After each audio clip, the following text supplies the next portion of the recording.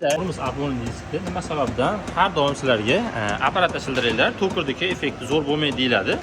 Mana sizlarga so'z sifati bilan Apple diskimizni to'kirda shilingan, ya'ni tormozdan ovoz chiqib qolganda to'kirga olib borganda shilingan. Ko'rib turibsizlar, bu to'kirda aybi yoki ustidan aybi bo'lishi mumkin. Bu yerda gap aybda emas, bu yerda mana ko'rib turibsizlar, mana oddiy tekshirib beraman. Qimillashni ko'rib turibsizlar. Qanaqa darajada qimillayapti? Bu oldi tomoni. Endi orqa tomonni ko'rsataman.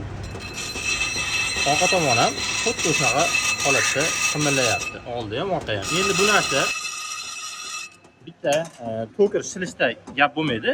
Bu yerda Apple'ning disk o'rnaydigan stupisa degan narsasi bo'ladi, pachini bo'ladi. Shu stupisa hammaniki har xil bo'ladi. O'shani hisobiga to'kirda shildirsangiz, shildirib olib kelib joyiga qo'ysangiz, sizda elfit ko'payib ketadi. Lekin to'kir apparatga qo'yadigan bo'lsa, apparatda to'g'ri chiqadi.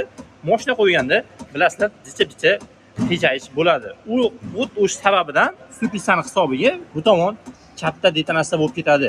O'shaning uchun tavsiya qilaman, to'kirda shildirishni tavsiya qilmayman.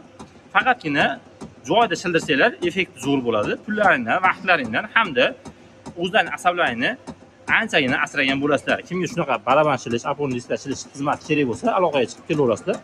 O'zimizda bor, chiroyli holatda kafolati bilan bitirib beramiz. Apple diskimiz tayyor bo'ldi. O'sha Aperki. Mana qimillash yo'q. Ichkari tomoni. Yana xuddi shunaqa bo'ldi. Ich tashi bir xil bo'ladi, birga bir. O'ziga moslangan holatda, joyida qachmaydi, o'zi bilan stupisa bilan birga bir hisoblanadi. Videoni shunaqa qiynalib yurgan akalarga jo'natib qo'yish esdan chiqmasin.